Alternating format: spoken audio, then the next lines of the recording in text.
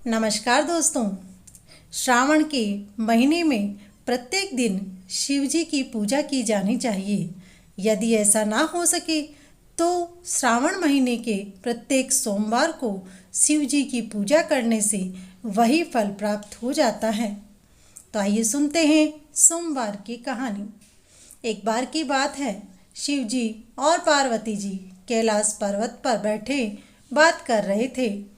पार्वती जी ने शिव जी से कहा, श्रावण का पुण्य मास है, पृथ्वी पर चलकर प्रजा का हाल जानना चाहिए। शिव जी बोले, मैं आपको कैलाश पर्वत पर बैठे बैठे ही प्रजा का हाल बता देता हूँ। उन्होंने अपनी शक्ति से 2 कुत्ते पृथ्वी पर भेजे, एक काला दूसरा सफ़ेद। पार्वती जी से बोले, ध्यान से देखना प्रजा का हाल।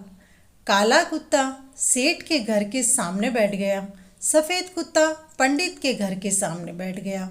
दोनों कुत्ते उनके घर की रखवाली करते और जो झूठा भोजन उन्हें मिलता खाकर वहीं बैठे रहते। एक दिन दोनों आपस में बात करते रहे। सफ़ेद कुत्ता कहता है कि तुम्हें भोजन में क्या मिलता है? वह बोला, मिलता तो झूठा भोजन है, लेकिन सेठ प्रेम से देता है। सफ़ेद कुत्ता बोला, झूठा भोजन ही मुझे मिलता है। पंडित तो मुझे प्रेम से देता है, परंतु पंडिताइन किटकिट करती है। दोनों ने बात की कि हम भोजन झूठा करके देखते हैं, फिर पता चलेगा कि कौन कितना प्यार करता है। श्रावण का महीना था। सेठ दुकान से जल्दी घर आ गए। आते ही सेठानी से बोले, मुझे भोजन परोस दो, सूर्यास्त से पहले जीम कर दुकान जाता हूँ। दोस्तों, कहते हैं कि श्रावण के महीने में सूर्यास्त से पहले भोजन कर लेना चाहिए। सेठानी ने भोजन परोस कर रख दिया। सेठ हाथ धोने गए, पीछे से कुत्ते ने भोजन झूठा कर दिया। सेठ ने कहा, सेठानी, मेरे लिए दूसरा भोजन परोस दो, यह भोजन इसे ही दे दो ताकि ये पेट भर के खा ले।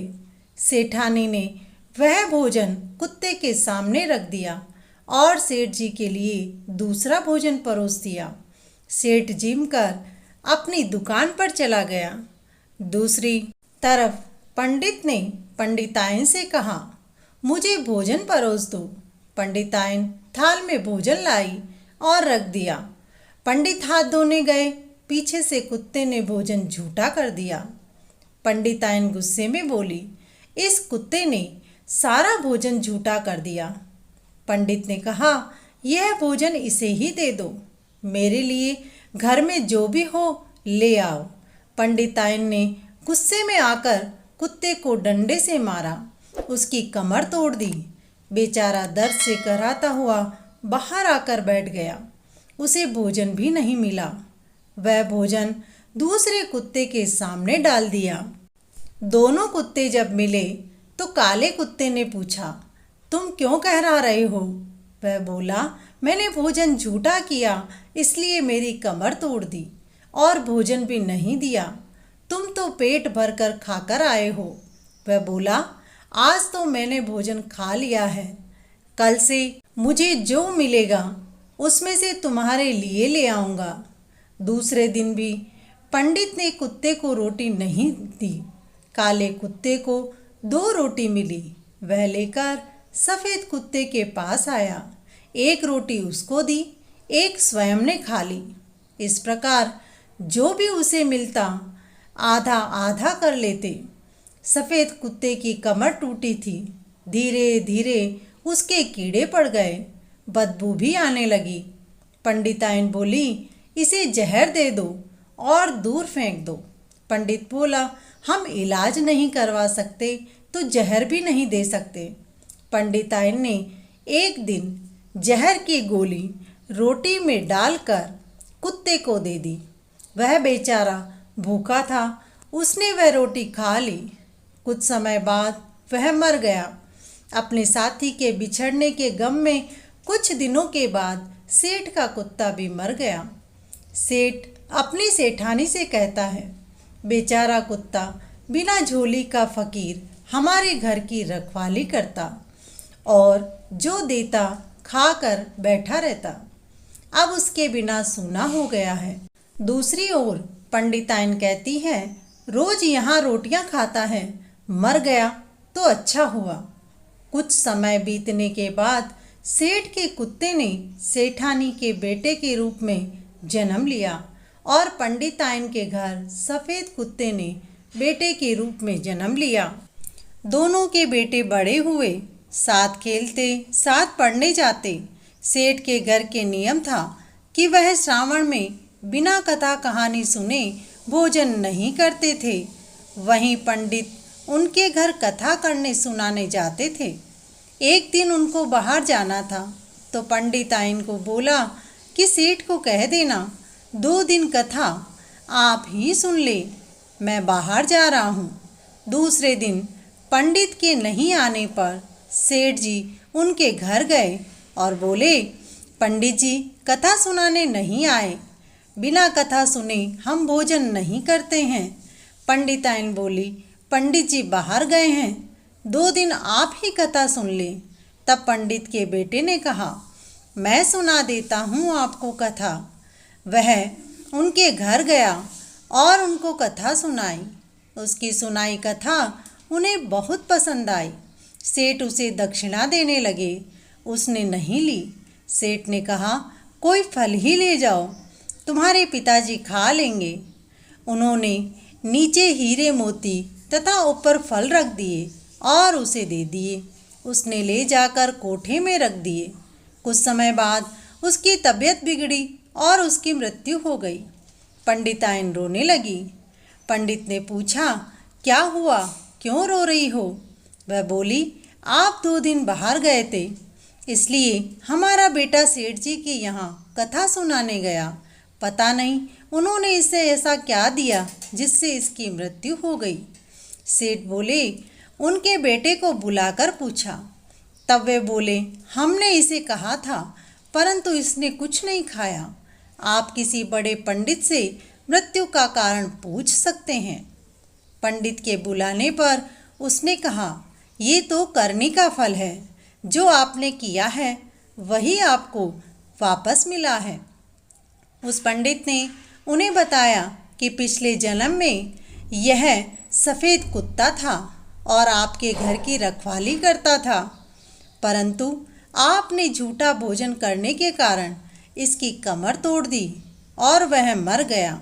उसी कुत्ते ने आपके घर बेटे के रूप में जन्म लिया और अब आपकी कमर तोड़ दी।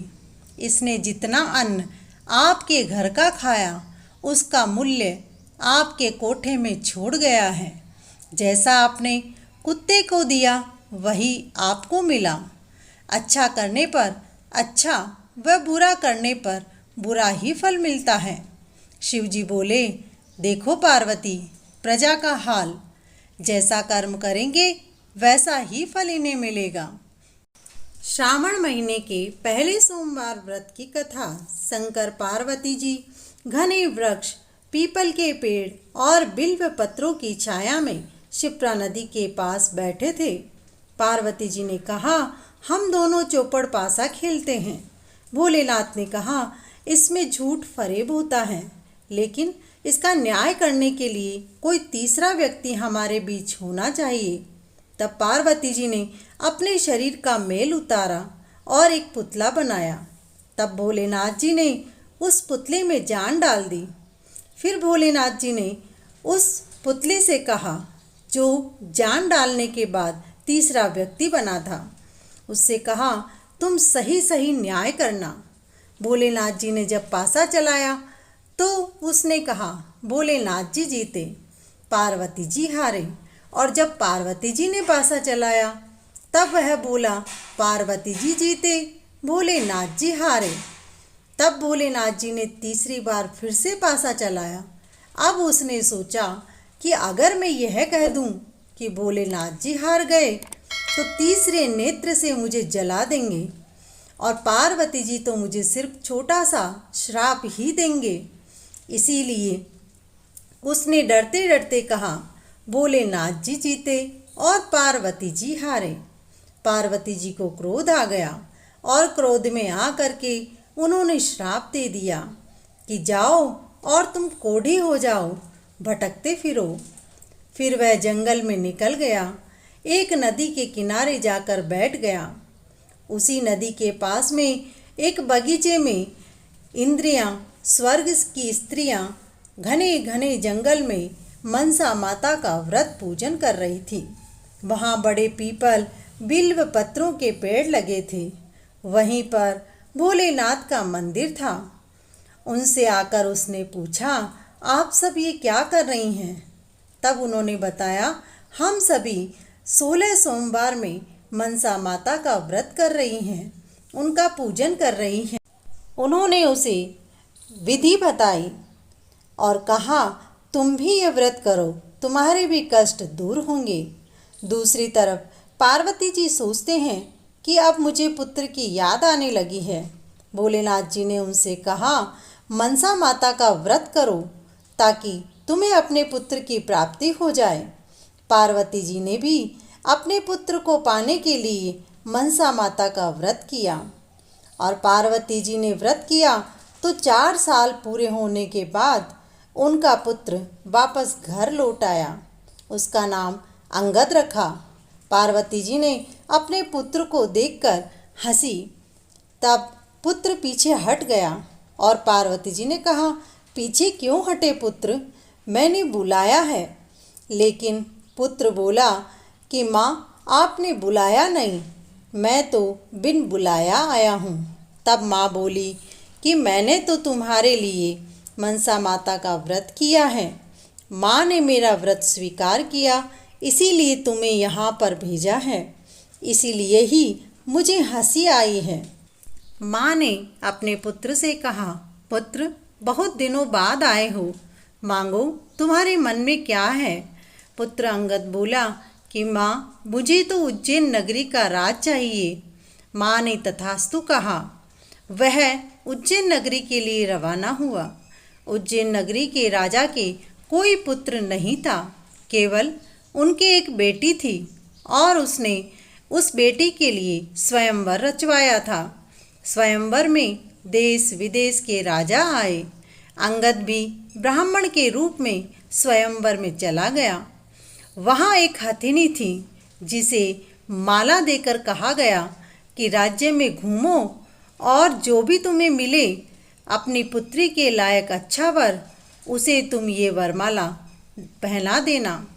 तब उसने ब्राह्मण बने अंगद के गले में माला डाल दी। राजा ने कहा, इस हथिनी को क्या हो गया है? यह मूर्खता क्यों कर रही है? राजा के आदमियों ने उस ब्राह्मण को जंगल में दूर छुड़वा दिया और दूसरी बार हथिनी को माला दी और राजा ने प्रार्थना की, हे गजराज, इंद्र के राज्यों में राज करने वाले गजराज, मैं तुम्हें हाथ जोड़कर प्रार्थना करता हूँ कि मेरी पुत्री के लिए फिर से कोई अच्छा वर चुनो। हथिनी माला को लेकर पूरे राज्य में घूमी और फिर वह उसी जंगल में जा पहुँची जहाँ अंगद था। वहाँ गई और उसने उसके गले में माला डाल दी। तब राजा ने सिर पकड़कर कहा, मेरी बेटी के भाग्य में शायद यही वर लिखा है और भाग्य के बिना कुछ नहीं होता है। मंत्री को बुलाकर कहा, इसको आपके घर ले जाओ और दूल्हा बनाकर बारात लेकर महल आओ। फिर उसकी शादी अपनी बेटी से करवा दी। 4 राज्य का गांव राजा स्वयं रख लेता है और बाकी उज्जैन नगरी का राजा अपने जवाई राजा को बना देता है।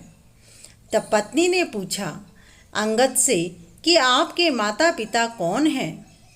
मेरे माता पिता भोलेनाथ और पार्वती जी हैं, अंगद बोला। अंगद की पत्नी फिर से बोली कि वे तो देवलोक के स्वामी हैं, उनको कौन मानेगा? तब उन्होंने अपनी सारी कथा उसे बता दी। कथा सुनकर अंगद की पत्नी बोली कि मैं भी मनसा माता का व्रत करूंगी, लेकिन मेरे बिना गर्भ अवस्था से पुत्र की प्राप्ति जरूर हो। तब उसने उसी विधि अनुसार व्रत किया। एक दिन जब वह सुबह दातुन करती हुई अपनी दासी के पास गई और बोली कि जाओ एक जल का लोटा लाओ। दासी लोटा लेने गई। दासी ने देखा एक पालने में एक बच्चा पैर का अंगूठा चूस रहा है। वह दौड़ी दौड़ी रानी जी के पास आई और उनसे सारी बात बताई। रानी जी भी उस पालकी के पास गए और देखा कि बच्चा वहाँ सो रहा है। रानी ने जब यह बात देखी तब भगवान से प्रार्थना की, भगवान आपने पुत्र दिया है तो स्तनों में दूध की धार भी छोड़ दो। पुत्र को लेकर उसको स्नान करवाया, वस्त्र पहनाए और सीने से लगाया तो उसके स्तनों में से दूध की धार निकल आई। उनका पुत्र धीरे धीरे बड़ा हुआ। तब एक दिन अपनी माँ से उन्होंने पूछा कि माँ मेरे दादा दादी कौन हैं? तब माँ ने कहा कि तुम्हारे पिता का नाम अंगद है, पार्वती जी और भोलेनाथ तुम्हारे दादा दादी हैं, वे देवलोक के स्वामी हैं। तब अंगद के पुत्र ने कहा इनको धरती लोक पर कौन मानेगा? तब माँ ने अपनी सारी कथा सुनाई। अंगद के पुत्र ने भी उसी विधि अनुसार मनसा माता का व्रत किया, लेकिन उद्यापन नहीं किया। 4 महीने के बाद एक दिन बाहर देख ही रहा था तो स्वर्ग से एक विमान आया। विमान में एक सुंदर कन्या थी, उसके साथ उसका विवाह हो गया। यह बात जब जंगल में जाता तो वहाँ के ग्वाले मनसा माता के व्रत का प्रसाद बांट रहे होते हैं। तब राजा को याद आया कि मैंने व्रत तो किया था पर इसका उद्यापन नहीं किया। राजा ने सिपाहियों से कहा आप महल में जाओ और रानी जी से 4.25 सेर आटे का चूरमा बनवा कर लाओ। तब जब सिपाही वहाँ गए तो रानी ने सोचा कि 1.25 सेर आटे का चूरमा तो कम होगा। वह गाड़ी भर कर चूरमा वहाँ भेज देती हैं। राजा को सपने में भोलेनाथ जी आकर कहते हैं कि रानी को देश निकाला दे दो, उन्होंने उद्यापन विधि का अमंगल किया है। रानी वहाँ से रवाना हो जाती हैं। मंत्री जी जब उससे मिलते हैं तो पूछते हैं कि आप कहाँ जा रही हैं? रानी कहती है आपके राजा ने आवेश में आकर मुझे देश निकाला दे दिया है। मंत्री कहते हैं आप मेरे घर चलो, 1-2 दिन में समझा देंगे। जब राजा का गुस्सा शांत हो जाएगा तब आपको घर ले जाएंगे। लेकिन जैसे ही रानी मंत्री के घर पहुंची तो मंत्री अंधा हो गया और उसके घर में दरिद्रता आ गई। मंत्री ने हाथ जोड़कर कहा कि आप यहाँ से चले जाओ। वह वहाँ से निकल गई तो रास्ते में उन्हें दीवान जी मिले। वह अपने घर ले गए और जैसे ही रानी ने उनके घर में पैर रखा तो उनके भी घर में दरिद्रता आ गई। उन्होंने भी वहाँ से उन्हें भेज दिया। फिर कुम्हार मिले। कुम्हार के घर जब रानी गई तो उनके घर में आश्रय पाते ही उसकी मटकियाँ फूट गई और कुम्हार स्वयं अंधा हो गया। फिर रानी ने वहाँ से भी जगह छोड़ दी और आगे चली। रास्ते में बाग का माली मिला। माली रानी को घर ले गया और अपने बगीचे में दिखाने के लिए गया। तब बगीचे में पैर रखते ही जो हरा भरा बाग था वह सूख गया। माली को कोढ़ आ गया और वो अंधा हो गया। रानी ने सोचा मुझसे ज़रूर कोई बड़ी भूल हुई है, इसीलिए वह चुपचाप माली के घर से निकल गई। रास्ते में सिप्रा नदी आई तो उसने सोचा मैं इसमें कूदकर जान दे देती हूँ। जैसे ही वह मरने के लिए नदी में कूदी तो नदी सूख गई। एक विशाल पर्वत जब दिखाई दिया तो उसने सोचा कि पर्वत से कूदकर अपनी जान दे दूँ, लेकिन वह पर्वत पैर रखते ही राई के जैसा हो गया। एक जंगल में शेर मिला। उसने सोचा कि मैं इसे छेड़ूंगी तो मुझे ज़रूर खा जाएगा, लेकिन जैसे ही रानी ने शेर के हाथ लगाया वह पत्थर का हो गया। आगे चलने पर एक बड़ा सांप दिखाई दिया। उसने सोचा कि इसे छेड़ूंगी तो ये जरूर डस लेगा और मैं मर जाऊंगी। जैसे ही रानी ने सांप के हाथ लगाया, वह रस्सी बन गया। वहाँ से वो भूखी प्यासी आगे चली, लेकिन कहीं भी उसे पानी नहीं मिला। जब उसे एक बड़ा आश्रम दिखाई दिया तो वह वहाँ गई। वहाँ के संत बाहर गए हुए थे। वहाँ जाकर वो चुपचाप बैठ गई। संत जब बाहर से आए तो आश्रम का कुत्ता उसे काट खाया।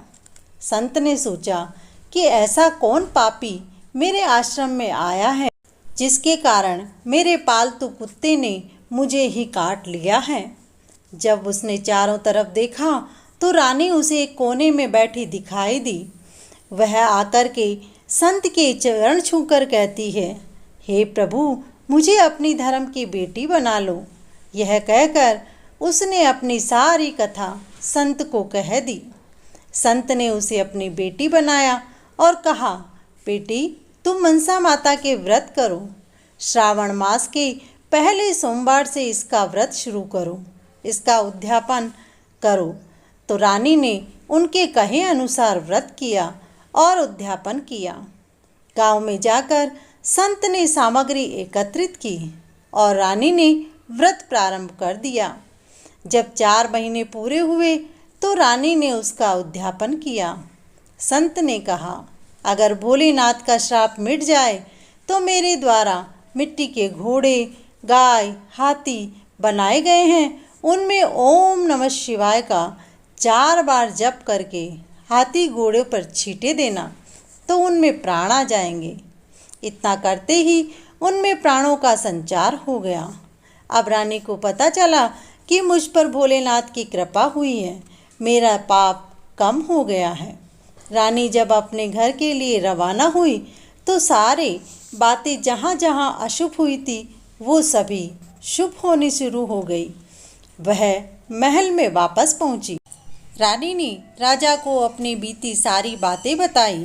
राजा ने गांव में फेरा फिराया कि कोई भी गांव में चूल्हा ना जलाए।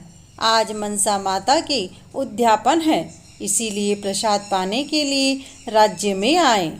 सिपाहियों ने सभी जगह गांव में फेरा फिरा दिया। तभी एक सिपाही दौड़ा दौड़ा आया और बोला, एक धोबी बुढ़िया कोढ़ से पीड़ित है जो भूखी प्यासी तालाब के किनारे पड़ी है। रानी ने उसे महल बुला करके माता का प्रसाद भोजन के रूप में दिया तो वह स्वस्थ हो गई। हे प्रभु, जो भी सच्चे मन से श्रद्धा से आपका व्रत करे उसकी मनोकामना आप पूर्ण करें। प्रेम से बोलिए भगवान भोलेनाथ की जय, मनसा माता की जय, पार्वती मैया की जय।